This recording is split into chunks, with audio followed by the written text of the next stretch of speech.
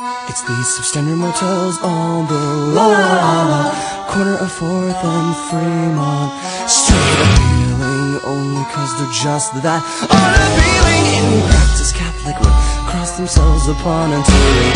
The rooms have a hint of asbestos and maybe just a dash of formaldehyde, and the habit of decomposing right before your very eyes, along with the people inside. What a wonderful caricature of intimacy inside. What a wonderful caricature of intimacy.